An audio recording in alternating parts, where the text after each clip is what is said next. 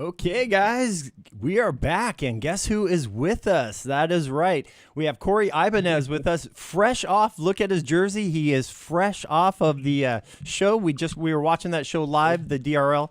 That was an awesome race, by the way. Congratulations! We had a lot of people rooting for you in there.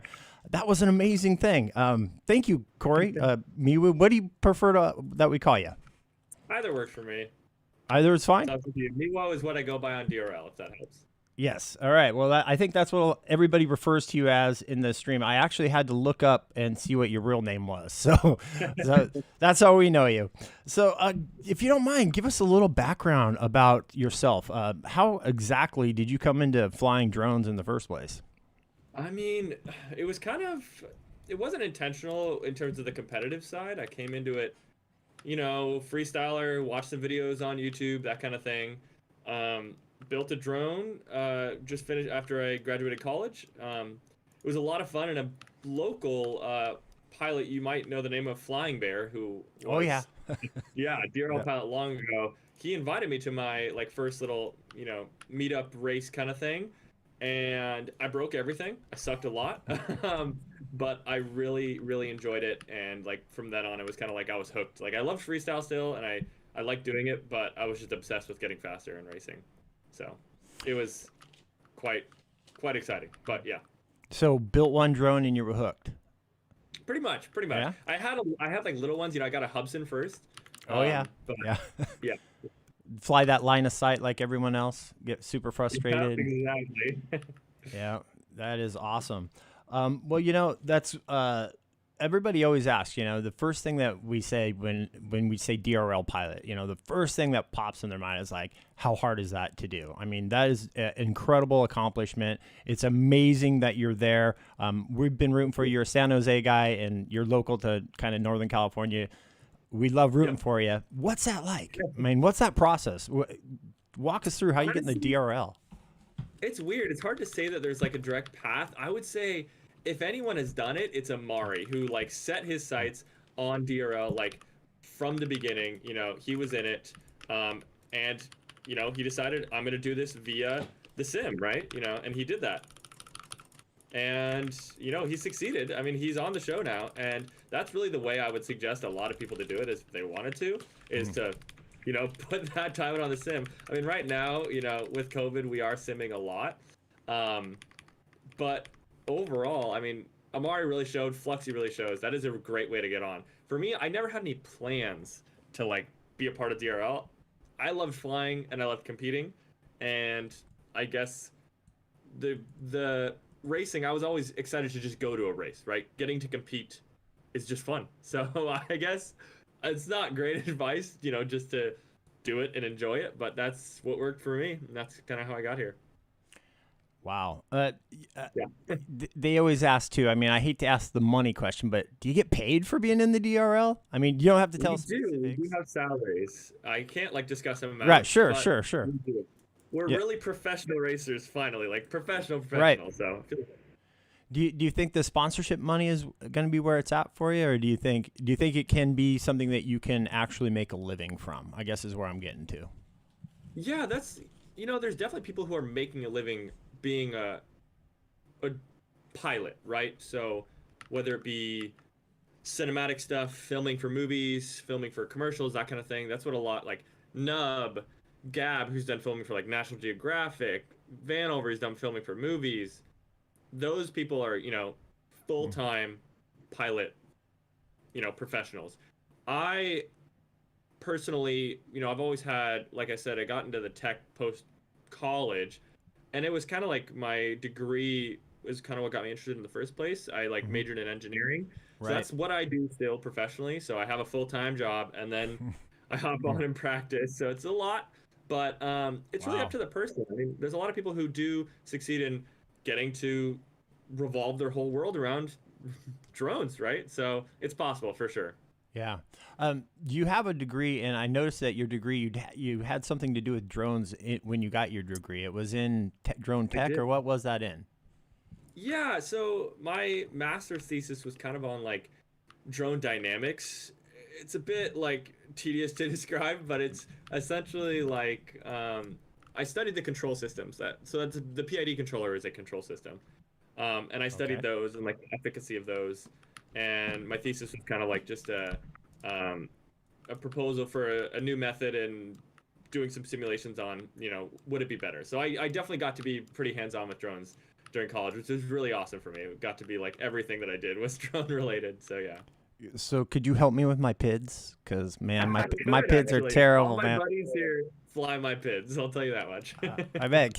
Maybe you should post those somewhere. I mean, you probably Good. or sell them I'm somehow. I fly that top mount, so like it works for some people, but yeah. So that was a great question. Top mount or bottom mount? You fly top mount All day. Well, I'll call it mid mount, right? Let's be accurate, right? Because I'm not flying a freestyle quad around, but mid mount. I personally really like it. From a controls perspective, it's easier to control. Like your PIDs, you can tune it better. You're gonna have less prop wash. The frame, however, right? We've mastered like the conventional bottom mount durable frame. They look great. They're aerodynamic. I've spent a bunch of time on my own frame, and while I like it, it's still it always feels like a work in progress. So I think that's the hardest thing with top mount is that there's not a lot of options out there. But yeah. Wow. So are you working on your own frame? You said. Yeah, I've been flying my own frame for like 3 years or so. I've never really raced bottom mount. I raced bottom mount when I started back in like 2017, 2018. But all the frames you see on like my Instagram are all my design. It's always been something that's fun for me, getting to fly your own stuff. And really, I think people are intimidated. It's surprisingly easy. I mean, you're just drawing the shape of the arm, drawing the shape of the body, order some screws. Like you can get your own frame, and it's a great feeling to fly your own stuff. No kidding. All right. Well, you may have just inspired the next drone frame builder out there.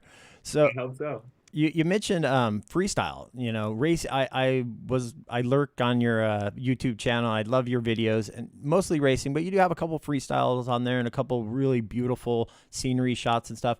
What do you prefer, racing? Racing or freestyle? Right now, it's definitely racing focused. Sure. I want to freestyle. I want to so bad, but like getting to freestyle is like kind of a luxury for me. Like if I have the time to build my freestyle quad and to go over footage and to edit videos and that kind of thing, I love doing it. But every single minute I'm not like practicing feels like I'm getting slower, that kind of thing. So yeah, right now racing takes the forefront because it's just so competitive right now. The season is so hard. I want to freestyle. I'll tell you that much. I long to do it more. I'll say that. Yeah, we need another day or another hour in the week, right? Just add a little bit more time. Well, absolutely. What motivates you then when you're so spread thin? You've got like, your time is like so valuable. What motivates you every day to keep going? What puts the gas in your tank? I mean, you really said it right. I wish there were more hours, but it's hard to say. It's like being a part of the drone community, like getting to continue to go to races and like honestly the hanging out and like the practice sessions are almost more fun for me than the actual race day itself, which is so stressful and so exhausting. So for me, it's the people. I mean, the FPV community is awesome. I mean, everyone's so cool. It's so fun meeting all these people. But yeah. Yeah, it is amazing how the community is. I think FPV, any hobby that I've ever been involved in, the people are the best. They really are. I mean, they'll jump in and make sure you're in the air, 9 times out of 10. They always have the odd jerk that's going to plug in while you're racing. But as a whole, they're a great community, Exactly. I think one of the biggest mentalities that the pilots I begun with, the mentality that I really enjoyed was not just wanting to beat somebody, but wanting to beat someone when they're at their best, right? So you don't want to win because they had a gear failure or because they ran out of parts or whatever. You want to beat someone when they're doing well, they have all their stuff together, because that's the win that like matters more. You know what I mean? Like if you beat someone when they didn't mess up, you really you beat them. I love it. Yeah.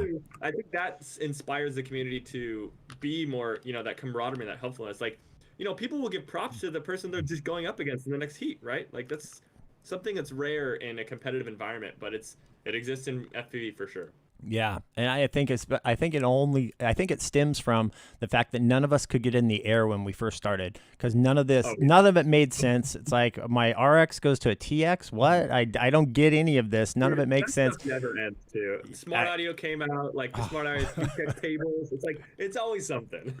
well, that's my next question: analog or digital? Ugh, okay, so I have digital on my X class. So I'm part of Ostrajair, which is this awesome Mm. X class team.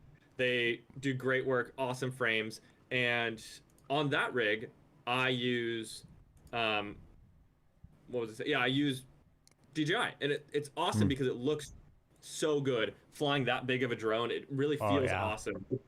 It's a real like Mm. actual for sure out of body thing. And Mm. for racing, I think it's just I have all of these parts and I haven't just merged everything over. I think it's like one step away, like a little bit of latency and a little bit of size for me, just completely just saying let's go for it. But for now, freestyle Mm. or HD all the way, all Yeah. the way. Racing, I'm still analog. I like my latency. You know, it's. I'm not upset with how well I can see. We use pretty big gates here. Our courses are pretty relatively, visual, so it hasn't hindered me yet.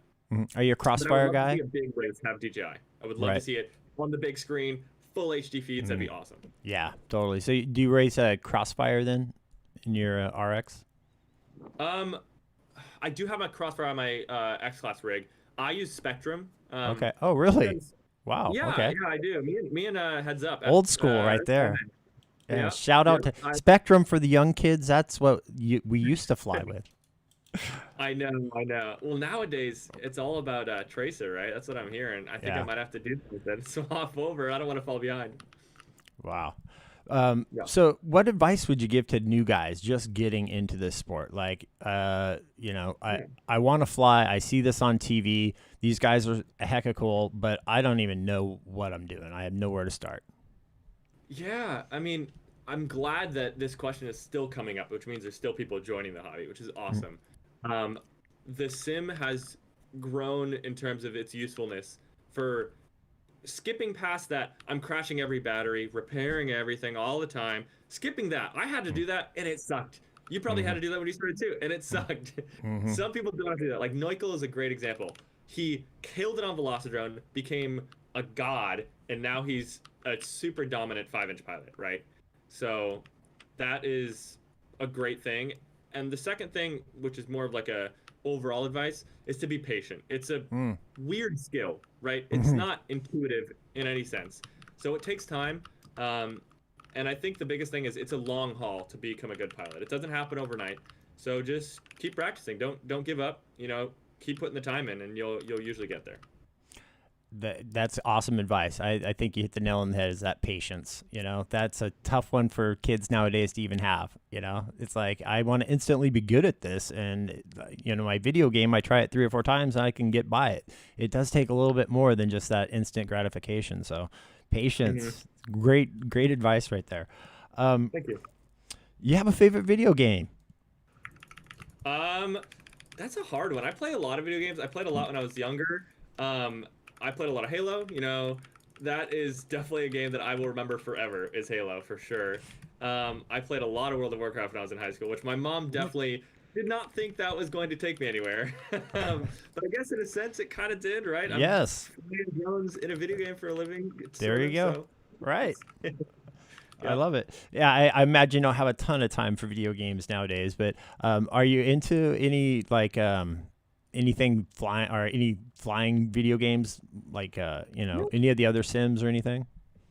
I definitely fly a variety of sims. I mean, I just love flying, especially with my friends. So whichever sims they're on are ones that I'll be playing, right?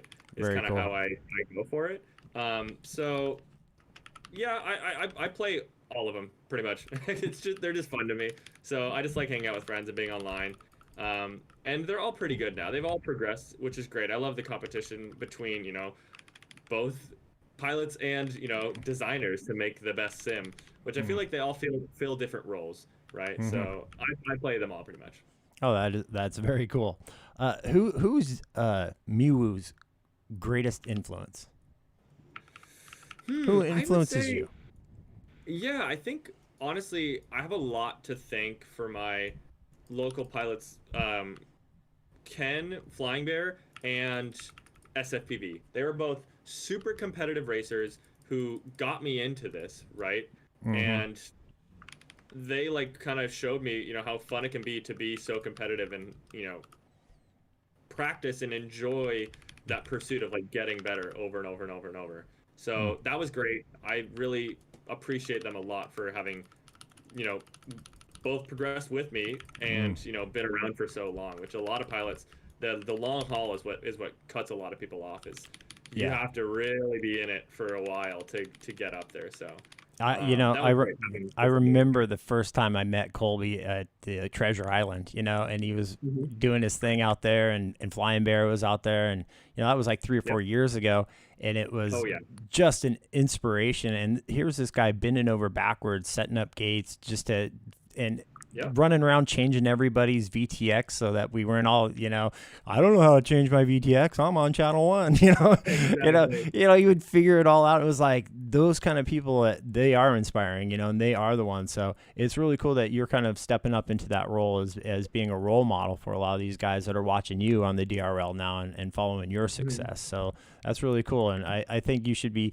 given a nice high five for the kind of clean lifestyle that you live and the role model example that you set for people. So that's really cool. Yeah. I think that brings the sport up, which is my next question, which always comes up in those forums. FPV is dying. It's a dead sport, right? How many times did they hash that argument out? FPV is dying. I don't think it's dying. What do you think? What's your opinion on this?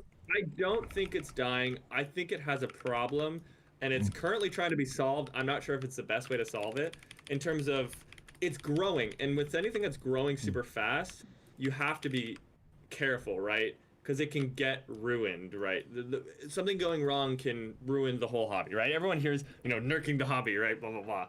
But I think it's good that people are trying to prevent, bad things from happening. I'm not sure if it's the right way to do it, but I don't think FPV is going anywhere. We'll find a way. We will fly in garages. We'll fly underground. We'll fly sub 250. It ain't going Sure. nowhere. For a lot of Guarantee that, people that right? don't know what you're talking about, we're talking about the FAA rules and regulations that are really stifling and choking our hobby and really trying to put Trying a to, at damper least. on it. Yeah, trying to. It's interesting. It's a very interesting battle out there. But yeah, I'm on your side. I think it's a growing sport, and I think that it has challenges, and it definitely is an upcoming thing. But it's ambassadors like you and Flying Bear and all those guys that are bringing everybody up into it. Where do you see yourself in 5 years in this hobby? I've kind of thought about that, man. Like everyone's getting so fast, it's getting harder and harder just to like stay relevant, right?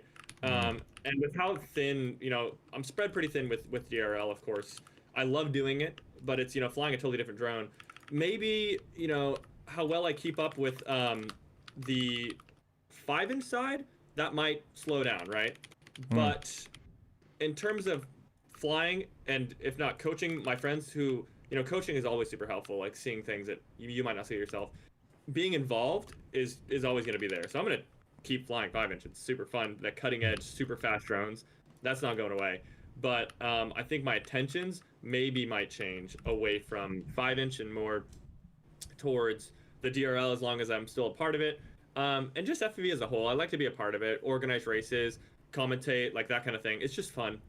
Again, community, I never want to stop. So I'll be a part of it for a long time. 5 years, definitely. I love it. I love it. Couple more questions. I think we're done. You've been super generous with your time. I asked you for 20, 30 minutes. You've like pushing on 45 minutes, almost an hour. So thank you so much. What's it like to sit there on TV and be in the DRL with all that pressure? What is that like, man? You got the green screen behind you right now. I mean, what was that like? It was interesting. I really try not to think about it too much. It's something that kind of, crosses my mind every once in a while, but I'm really trying to not think about the cameras. It definitely will mess you up if you focus too much on it. It's cool. My mom loves it. I'll say that much. But myself personally, I like it, but it's my favorite part is the competing. It's not, I would never really wanted to be on TV. I'm not here for the fame or anything, but yeah, so. Have you had people come up and ask for autographs? My phone's shutting down. Hold on, it's dying. It might be the end. Oh no. That's all right. We're coming to the end anyway if it is. Oh, all right. Well, hey, that was Mewo, guys. That is so freaking awesome. We should. I won't leave his poor screen up there frozen. That was a super fun call, and Mewo, wow, you're awesome. So I hope that we get our paths cross again, and that you get to see me saying goodbye to you. So thank you so much, everybody who watched the stream. You guys are awesome. I super appreciate every single one of you out there, and we're gonna call it a night. That was the Bone Jar. Thanks, guys. Have a great night. Let's see here. Out of the way, Pick.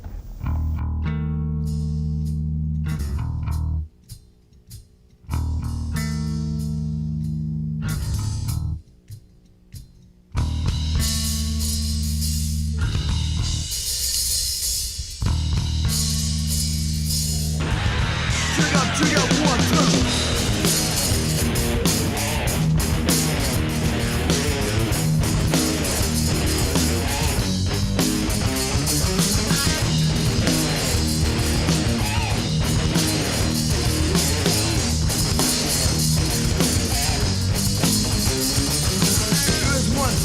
Man that got beat down to the motherfucking ground. There's a man with a badge and a gun, don't quit.